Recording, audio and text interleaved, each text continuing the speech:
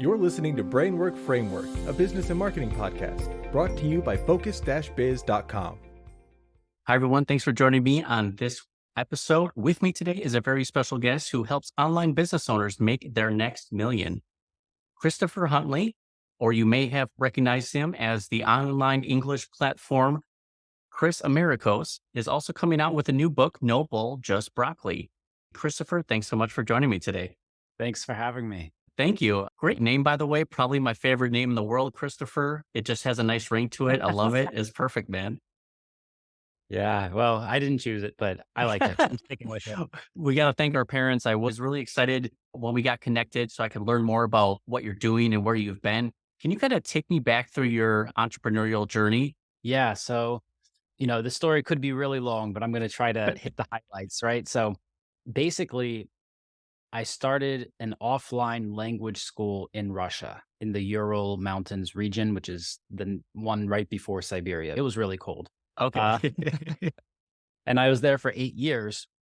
I started that business and I didn't really know anything about anything. I had kind of heard some stuff kind of growing up, like about how a business happens. And I was like, okay, that's probably it. Kind of just did it. Right.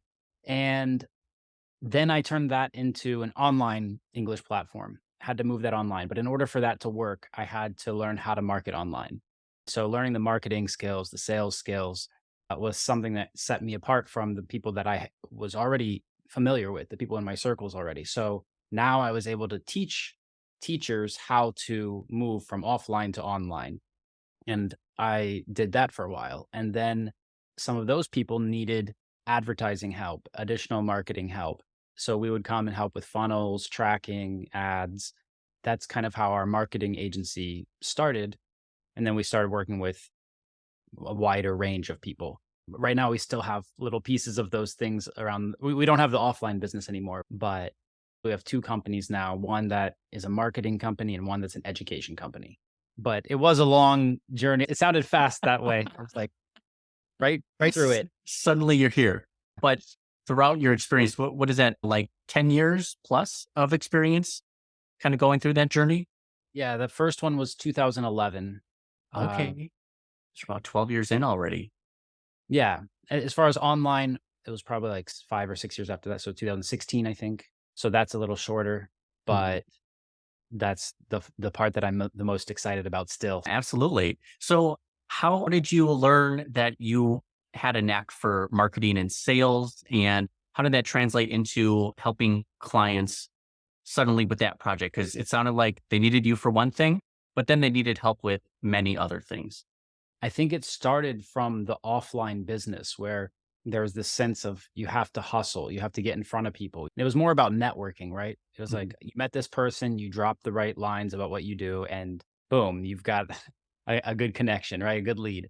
Mm-hmm. So that worked really well for my offline business in a local market, but that was definitely a small business. And moving online put me in competition with such different people and using completely different tools and rethinking everything. And it was that thing that pushed me, like this competition where I was like wanting to be somebody and wanting to do something big with not necessarily overall, but in my area of expertise, in my niche. That was where I wanted to focus when I first got started. So translating all of those marketing things back and then trying to apply what I had learned from the offline business too, because a lot of the things were the same and it made sense. But at the same time, there's so many nuances and there's so many things to learn. So that was probably one of the hardest parts of the journey, because at the same time, I moved back to the United States.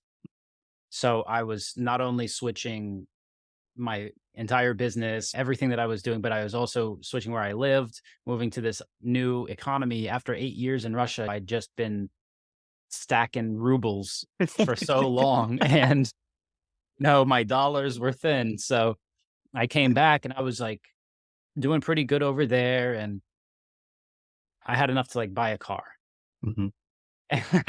credit history, and nothing, no employment record, no documents like back up that I did anything in my life, basically. Literally So, like a fresh start. Like you're like, yes, I literally have nothing. I even had like cultural barriers when I came back too. Yeah. I mean, I had visited in between, but briefly, there were like a lot of challenges at that point. But, I was comfortable with that because with the offline business, I did the same thing. Like when I first moved to Russia, my suitcase was lost and I really didn't have any money anyways. And I was staying with a friend. So in this little tiny apartment that's probably the size of this room, there were two guys who were renting it. One was sleeping on a sofa in the kitchen and one was sleeping on a small bed. And they had a sofa too. And so he had me and like three other guys staying there sporadically throughout like a month. And I was there for a month. So I'm just like sleeping on half of a couch for a month. And my suitcase was lost. I'm wearing his clothes to go to this like training program in Moscow that I have to go to. And I didn't have any money. So like all the other teachers who were doing this training program were going to these cool restaurants for lunch and dinner, meeting up with people, going out. And I was eating an apple for lunch and I couldn't get anything else. There's like a fruit vendor across the street who's my best friend, basically. I understood like what it was to suffer that way. So when we came back, I think it wasn't as hard for me to go through that again. I mean, my ego took a big hit, Yeah, of course, of course.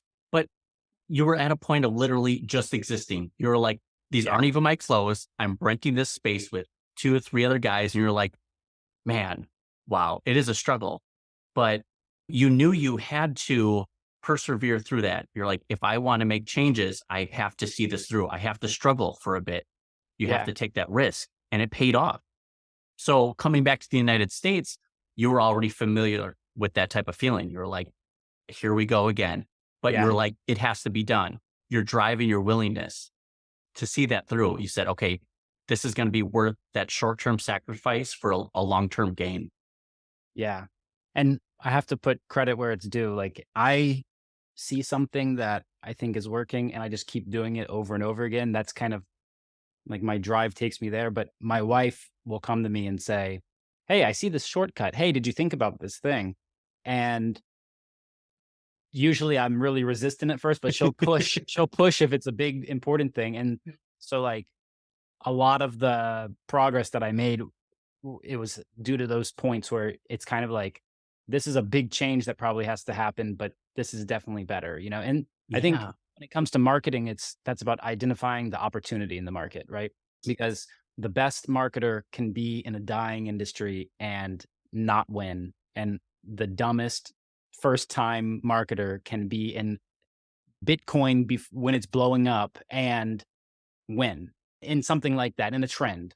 Yeah. Long-term, short-term trend, whatever, a winning, there are better opportunities sometimes. And that requires you to step outside of what you know and say, I really don't know anything about this, but I know I have to learn something about it. Right. Yes. It's a constant struggle, and the continuing education, I don't think will ever cease to exist. I mean, even you with your 12 plus years of experience with that and just marketing in general, like you mentioned before, we have this foundation of best practices, but like you said, there's nuances and variables that are just so specific to an industry or a specific business, an individual, that it requires some sort of objective thinking, creative, outside the box. And it can be tough to let others influence what we think we already know. And they think, oh, have you tried it this way? And it's like, well, if I already, oh, wait, I guess maybe I haven't. And then you consider, you're like, okay, let me be open-minded to that. But I think as entrepreneurs, as marketers, we need to remain open-minded. The market, the industries are changing so frequently that it's impossible to stay up to date on absolutely everything. Yeah. Yeah. And being objective with yourself is important. Like you're saying, being able to tell yourself the truth, even if it hurts. Yes. And being able to say you're wrong. Like a lot of people out there are teaching this mindset where it's like, don't be hard on yourself. Don't get down if you made a mistake. I feel the complete opposite. I'm like, feel bad about your mistake so you don't make it again. You're like, you're bad and you should feel bad. Like that's what I tell myself. Yeah. Whatever way motivates you, that's perfect, To attach an emotional feeling to that state, you know what I mean? Mm-hmm. To try to anchor the negative emotions to that thing that I can destroy with my future action. Yes. That's a great way to look at it. And I think for a lot of people, the reason that they want people to look more on the positive side of things is that because they are so hard on themselves. And then they get stuck in this repetitive loop of, I don't know enough. I'm not worthy. I can't do this. And it ends up, hurting them as opposed to motivating them. But for you, it's the exact opposite. You're like, I'm going to treat myself terribly. And then that'll motivate you. Like, come on, you dumb idiot. You should have known that. And then you get motivated to do it better. I feel like we're of course exaggerating, right? Yeah. But I feel like it also is connected to taking responsibility, Yes. especially like working in a team. It's super important. Like a lot of people talk about company culture or this stuff, like kind of a buzzword today. Mm. Like people taking responsibility for their own actions is just kind of the basic standard for having a good community, a good team, like just a good environment. I think that that's kind of like rule number one. So like, I want to be the first person to take responsibility for my mistake, not someone else, or not feel like it's an external thing. I want to have internal control over my own mistake. Yes, 1000%. I think taking responsibility is you being truthful with yourself, because if you want to try and pass the blame to another team member, or there's circumstances that maybe you did or did not have control over, I think at the end of the day, our clients and others expect us to own up to that. And when we make mistakes, we have to own it. I think that's just good business practice. And I think that is an essential piece of building longer term relationships. How are people going to trust you if you can't own up to your own responsibilities, your own actions? Absolutely. Because it starts with the leader. Yes. They're the face of the brand, maybe not outwardly to customers, but they're the face of the brand inwardly to the team. And so that has to be communicated down. And then people can feel that from having contact with your team, because a person who's taking responsibility, they're going to take responsibility in the email that they respond to. And they're going to take responsibility when they're live and they make a mistake. They're not going to try to hide it.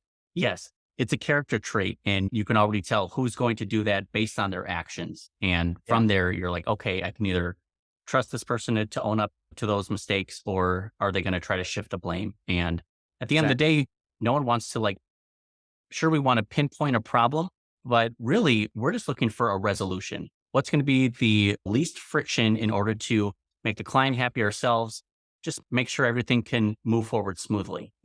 One article or passage that I read as far as management and your team with communication, I thought was really important, is to share your wins, but own the losses. So when the team wins, or you as a manager, leader, share that with everybody, let them own that win. But if there's a loss or a mistake, take responsibility that as a leader, just so you can take the flack, but share the wins with everybody. Recognize the hard work.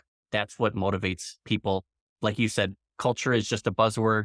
And especially since COVID and leading up to and after, there's been a shift in the labor market. There's a shift in how people find value within the work that they do, or what they're willing to do for work. So it's a big shift to, try to manage and be a part of. Absolutely.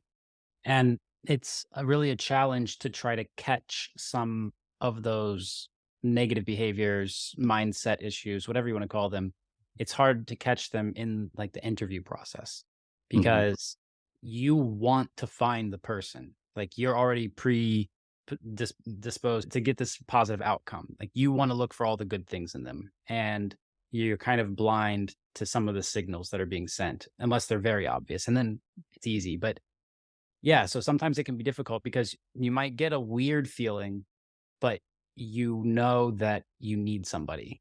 And that can be something really hard for people who are just building a team, just interviewing people and starting out, because they might not interview enough people, or they might not consider the right qualities. They might think, oh, I need to be friends with this person, where it's more like, is this person coachable? Yes. Right. Yes. That's the biggest question I ask. And so, yeah, I've done it. I've made so many mistakes in this aspect, hiring people where I had that bad feeling, but I just didn't pay attention to it enough, or due to circumstances in the company, I made a bad hire just to get someone in the seat, but it turned out that was a waste. Like I shouldn't have ever done that. Yep. And that's something you learn throughout the experience and the journey. And what's nice is you're willing to share that information with other people. And I think something you mentioned about, are they coachable? One great leader, supervisor that I had when I was training and interviewing for the position, I was not really qualified, but they said, we can teach you these things. It's the attitude. It's that, are you coming in with an open mindset and being coachable? And I got the job from that. So you absolutely are right. I love those leaders and managers who see the motivation and just the attitude. That can make a great employee as opposed to trying to be friends, looking for certain qualifications. I mean, there's so many factors again to consider, but it's something to be mindful of. Absolutely. Hmm. Now I noticed that that flashy silver YouTube plaque in the back there. What is that for? Like what milestone? That's for 100,000 subscribers. 100,000 Yeah. subscribers. That's incredible. How long did it take you to reach that? You know, it's hard to count. I don't remember on my channel what it even says the year that Yeah. I uploaded first is, but most of that growth happened in like a 6 to 7 year span. Okay. Uh, so yeah, it wasn't overnight or something like that, but there were a few videos that kind of took off. The main thing that grew it was advertising through the channel, advertising a product. And then that product paid for itself. So we were basically just getting a bunch of customers and as a fringe benefit, a lot of subscribers. And so like even during that period of time, we didn't really post a lot. It's not like we were YouTube gurus or anything. So it wasn't organic. I mean, it started off organic. And I guess if you're going to start, you need to have a little boost in the beginning just to get that initial base. So for me, that was, I just started posting some videos of me doing English lessons because that was my business. And a guy noticed me and he was like, oh, I have this big group, like 1 million people, 2 million people on Facebook and on another platform. You can talk about your YouTube channel there if you want, but I can't pay you anything. And at first I was like, do I really want to waste my time? He's not going to pay me anything. That was something I wasn't thinking of, Uh-huh. that was a long time ago. And eventually I tried it and then I did it a couple more times and stayed in touch with him. And so I got to use that to kind of bring in some people. It's not like from a 1 million person group, you go live once and you get 1,000 people. It's like every time you go live, you get like 40. It was just like slowly adding that. But then those things are recorded there and that audience is seeing you more. So that was kind of a boost in the very beginning organically. Nice. Yeah, that allowed the platform, like the channel to be ready for ads to be launched from there. Because you built Uh, that foundation and a little bit of that following that now you right. knew who your market was, who was interested. So you could kind of build off of that. Yeah. Yep. So we just presented them with our product, which was basically just an online take of offline group lessons. Nice. And it's amazing how like there's so many technological advances, so many things changing all the time, but something so simple can just be a complete game changer. In this case, it was just being able to click a button and open a Zoom meeting. So nobody else was doing Zoom at that point. This was before COVID. Mhm. And we had to teach the customers how to use Zoom, first of all. Like that Wow. was a challenge too. And then they would come into it was just a standard membership platform. We did it on Kajabi. And so like just a payment wall, they go in, there's just a list of like text, button, text, button. Text just says the time and day and topic of the lesson, and the button just links to the lesson.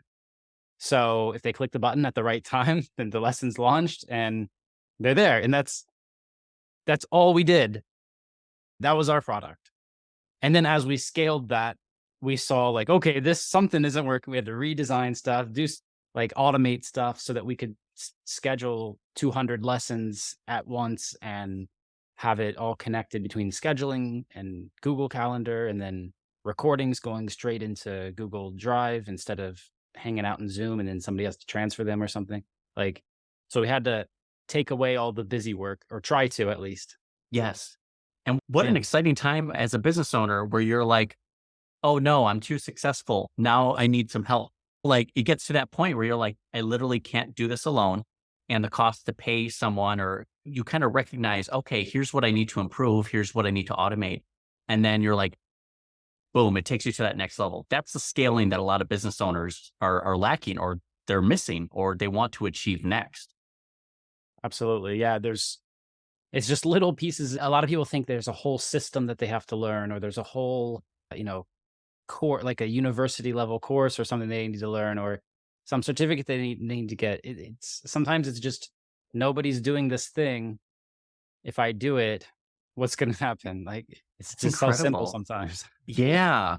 Wow. It's truly inspiring. I mean, any way that someone can provide value to another individual, or person, business, it doesn't matter. There are a lot of people who don't know what they're doing and they need someone who knows what they're doing and help them out. And that's a huge value add. But to us, it could be something very simple. You're like, it was just a landing page with some buttons to Zoom links, but that provided value to so many individuals. They saw the value in that. You helped them out. But from there, you're like, what can I do to take this to the next level? And that's such an exciting time as an entrepreneur.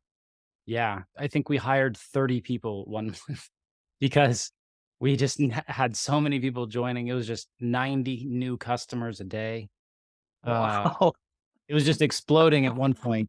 And it was so much fun too, because the team is celebrating like, now we're $1 million company. That's amazing. No, it's incredible. That is truly inspiring. So now I wanted to give you an opportunity to talk about the new book that's coming out, because it's a little controversial, because you're kind of going against the grain and you're kind of either making fun of or you're poking fun at some of the traditional methods or channels or outreach that you think just aren't effective. And we need to stop doing that. Tell me more about your book and how it's going to help people, and why I should or should not feel so offended with your book. Well, you shouldn't feel offended. I don't think it's going to offend anyone, but who knows? The name of the book is No Bull, Just Broccoli. The book gurus wish you would never read.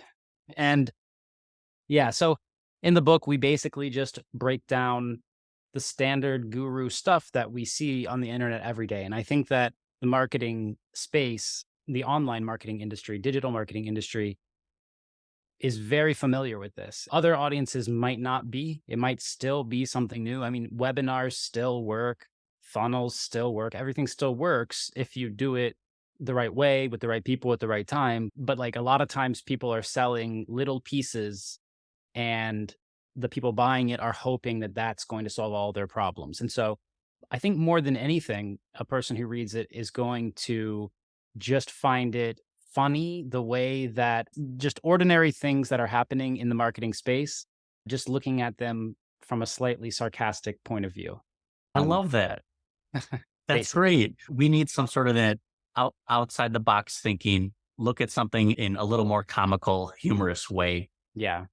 It's been a challenge though, because in order to sell the book, we have to do a lot of the stuff that is considered guru stuff. So what I've noticed is that most of the successful marketing projects, products that are launched, they kind of wrap around themselves, right? So like in the coaching space, the most successful coaching programs are the coaching programs about how to be a coach or how to start a coaching program. Or, right. So in marketing, it's like, I market a course about how to market, right? So it's Yeah. always wrapped in itself, and this is like the top tier of that industry. So like in English teaching, it was like I go from I'll teach you to I'll teach you how to teach to I'll teach you how to start a business that teaches people. And so you kind of wrap it in itself and wrap it in its, and you get to the next level. You know what I mean? Um, Wow. so like that's kind of what I'm doing here, but it's tricky because you're calling out guru BS stuff in the book on the like everywhere, but then at the same time, you have to include certain elements so that it will work, so that people will get the book and you'll be able to market it and everything like that. So that's been a challenge to navigate that. So like an example is right now how we have the landing page designed, but I don't know if this will be true in future tests or whatever, but you know, just above the checkout area, it says, and like a lot of typical pages say like, this offer expires, blah, blah, blah, like on Tuesday or something, right? Hmm. Ours is going to say, this offer expires when we stop selling it.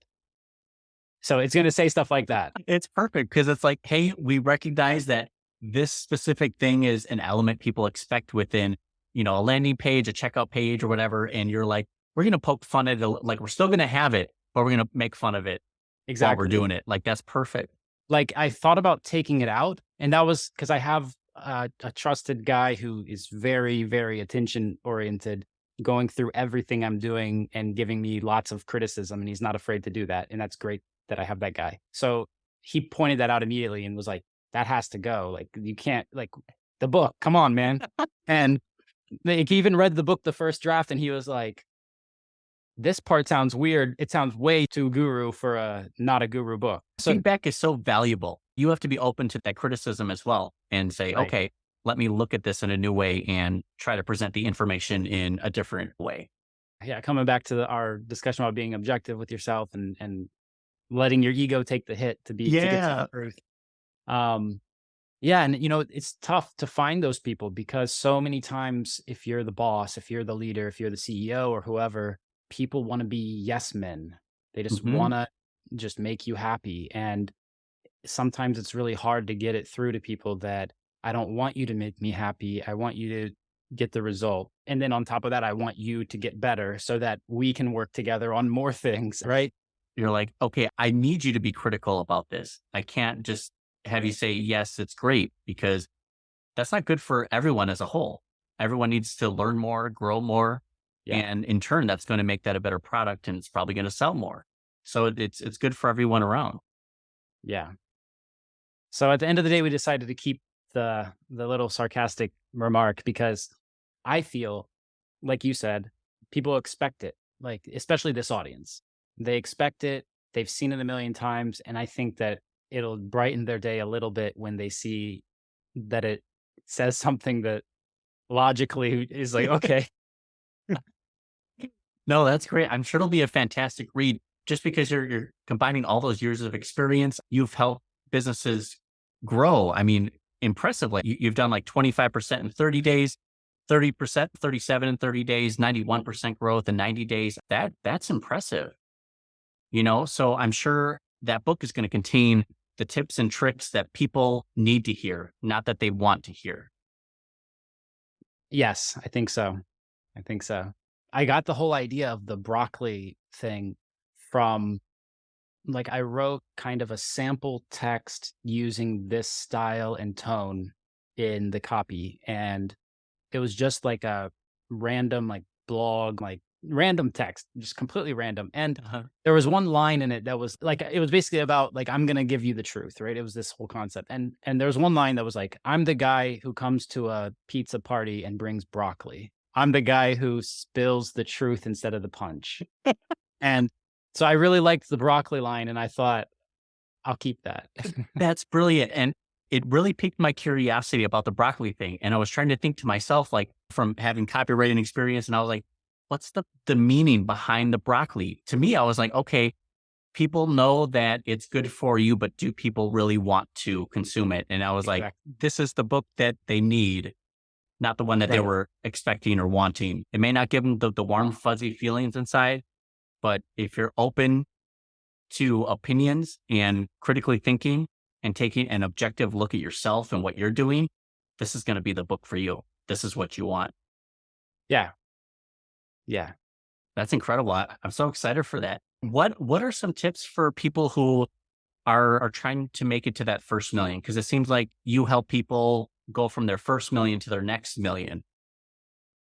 So that's what our marketing agency is focused on. Nice. You'll see my social stuff change very soon when we launch the book, and so it'll not be so focused on that. Yeah.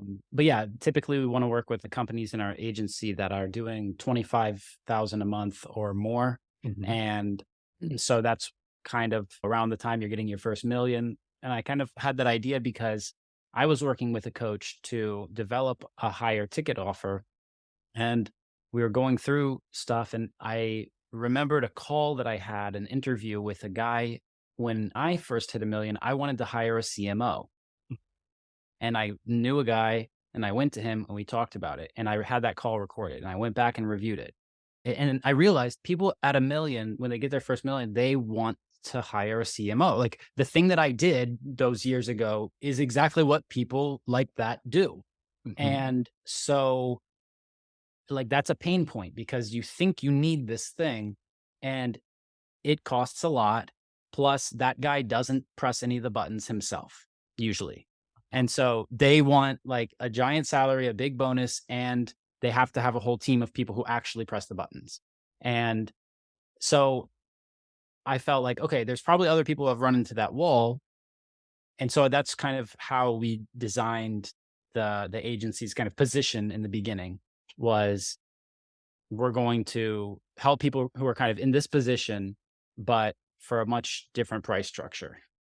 Oh, nice. Yeah. Because a lot of times business owners are just kind of following the herd. They are getting their ideas from what they've seen other people do. And sometimes it's not always the best course of action for you as a business. Yeah. So for someone like you to come in and steer the ship for them and say, I know you guys were thinking you wanted this, but here's what you actually need. Again, it's kind of coming back to the no bull, just broccoli. Like, I'm going to tell you Yeah. exactly what you need to hear, not what you want to hear. And I think that's so crucial for creating real growth within a business. Just talking to you today has helped me realize this on a deeper level, because maybe this is also a quality that I internalized coming back from Russia. When I first came back from Russia, I told you there was this cultural barrier that I felt, even though I'm American, I felt this. And my friends and family would tell me, like, you're too direct, you sound rude.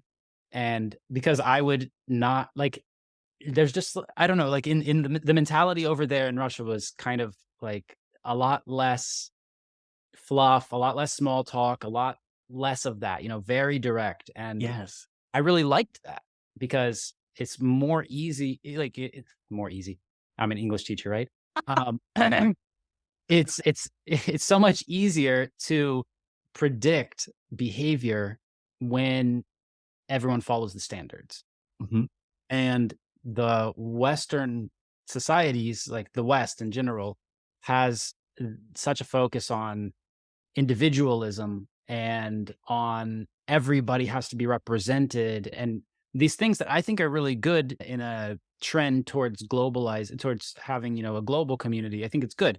But like on a human level, sometimes it's so nice to have a person just be very direct with you and not beat around the bush and not smile to your face and then do something else. And you know what Yes. I mean? So I had to, don't get me wrong, people over there are fake in their own way.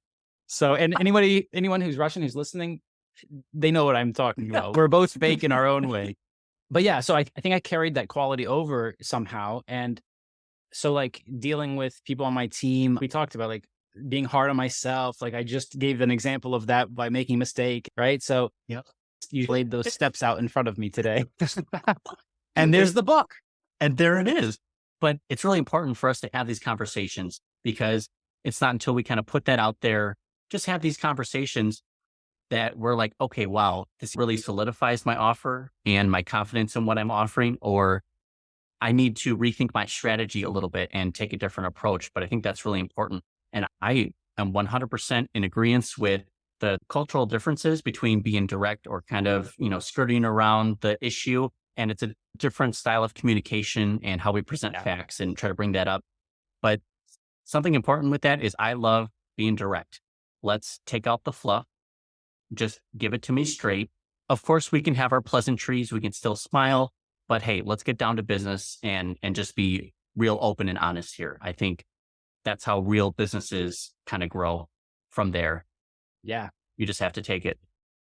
That's effective communication. It is effective communication. I love it. So we're almost close to the ending time of our podcast here. Just wanted to give you an opportunity to either ask if there's any tips or tricks you wanted to share with our audience. And additionally, we'd love to know where people can find out more about you and get your book.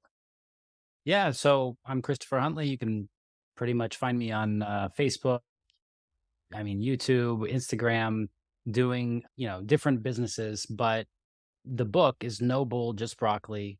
You can find it at nobulljustbroccoli.com. And that was I'm glad I got that domain. And yeah, man, as far as tips and tricks, I want to leave off with something useful. So I was thinking about that before I came here, like, what do I really have to share, So looking back, there was like one concept that I think really held me back by not understanding it, which is like, if you have one product, it's going to be really hard to have a business. And I think that's because the initial marketing courses that I took were all about one high ticket offer. That's all you need, and push everybody to that. But in the space that I was in when I was coming up, it was the complete opposite. Who's going to buy an English course for $5,000, $10,000? I mean, a company maybe, but so like it was different. And then also most of the information that they were selling could be delivered through online courses, whereas you learn a language by practicing the language.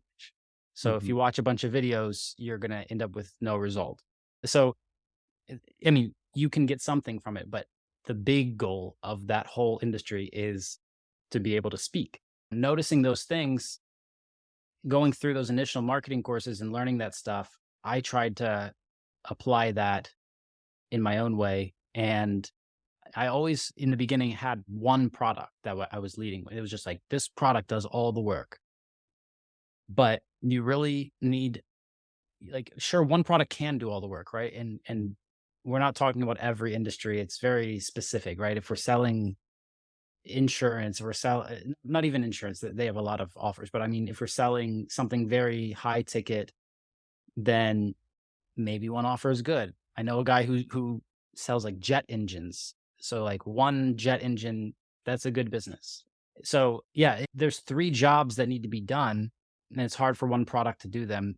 The jobs that have to be done are acquisition, get the customer, liquidation, pay for the marketing and ads, and profit. And usually that's going to be more than one product. Right. You can't do just one because the other 2 pieces rely heavily on each other throughout the customer's journey.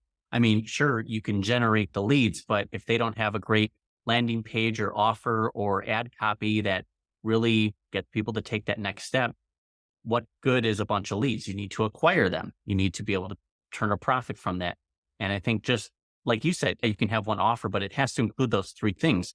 But sometimes in businesses, they're only missing 1 or 2 pieces, right? Like you don't want to rework something that they've done well already, just about finding the tweaks and the instances you can be effective. But like you said, the difference between one product, multiple products, high ticket, lower ticket, I think there was that mismatch. You're like, I don't think this market for what I want to offer is interested in buying something like that. And I found similar instances like that myself. I've been told podcasts are a great way to get higher level business owners to have conversations.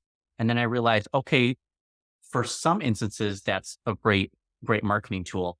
But then there were others that I was like, okay, I'm trying to sell this, but that podcast just doesn't light up. I wasn't getting interest from that. So I was like, okay, just as you realize this isn't good for this target market, I realized the same thing. And I said, okay, let's rethink this, try something new. But I think as marketers, we're always trying to test things and tweak things. They're like, okay, can we increase the conversion rates here? Can this be a little bit better? And a lot of the time there is trial and error. We're bringing a lot of experience, a lot of education to the table. But again, trial and error, we have to test some things out. But kudos to you for being able to take a step back and realize this isn't working. I need to switch something up. You know, again, just objectively looking at yourself again and saying, okay, maybe I'm the problem here. What can I fix? Yeah. Yeah. It's tough sometimes. But I also see a lot of times agencies will get on a sales call with a potential client, and the person doesn't have all the pieces lined up. And the person believes that if they just add in advertising, if they just add in SEO, if they just add in some magic, that everything's going to work. And it's a shame because that person doesn't really understand what works. And they think that they're looking for that one secret key to unlock it. Yes. And too many times agencies or salespeople are ready to sell the thing to the person that they absolutely don't need, take a big retainer for 6 months or something, and then be like, hey, it's not working out, and then go get their competitor. It's very unfortunate because the business owner is looking to the marketer and the agency as having their best interest in mind. So when they say, oh, we just think you need ads, we think you need SEO, you are their trusted advisor. If you're not making the right recommendations or actually following through on the fulfillment side of things, that's not a good agency. I don't think any business could last long term from that. And like you said, once that retainer runs out, they go out to the competitor. So like, obviously they didn't have your best interests at heart and they're focusing on the wrong thing. They're about the money as opposed to results. And like you said, it's a shame. Yeah. Yep. But we don't want to end on a sad note. No, we want to be happy and cheery. So excited for your book, for all the experience, the things that you're sharing. Do you have a price point set on that? Where can people find that? Is it Amazon sort of thing? Yeah, it's going to be through our website, but also through Amazon, probably about $27. Yeah. There's a few courses that I've made that go with the book. So one of those courses is about how we got 39 million views on our YouTube ad. And then another one kind of explains this business that we've been talking about, the English online platform that did more than $2 million in sales. So yeah, I kind of go through those things in those mini courses, and that comes with the book. That's a great value add because after I'm done reading a book, I want to take action. And sometimes I'm still just as lost as I was before. Like I have this good information. How do I apply it? So I feel like the courses are that next step follow through for you to say, okay, what's the next step? And it's specific to, okay, am I planning on going YouTube strategy? I'm going to watch the 39 million views. I'm going to, so it's like, it offers enough variety. You have enough experience in many different areas that this can be beneficial for any business owner, anyone who's looking to take that next step, who isn't interested in the next best book, the next best video, because we're all hungry for knowledge. We need to learn that. And more importantly than just the knowledge, it's taking action after you learn all those things. Absolutely. I'm guilty of that myself. It's time to take action, people. Go ahead. Let's do it. Go to nobullejustbroccoli.com. Make sure you check out Christopher Huntley, LinkedIn, YouTube, Facebook, wherever you can find him. Christopher, thank you so much for joining me. I'm looking forward to our next chat. Let's keep the conversation open. Let me know how the book goes, your next $1 million goes. I'm probably going to hear from you in the 2 weeks, and you're like, hey man, we just hit another $1 million. And I'm like, congrats. That's amazing, man. I think it'll be a little bit longer than 2 weeks, but I really appreciate the enthusiasm. Yeah, absolutely, man. Christopher, Awesome. Thanks so much for your time, man. Thanks for having me. Yeah, absolutely. I hope you have a great rest of your day, and we'll definitely keep in touch. Thanks so much for your time. All right, man. Take care. You too. Thank you. Bye.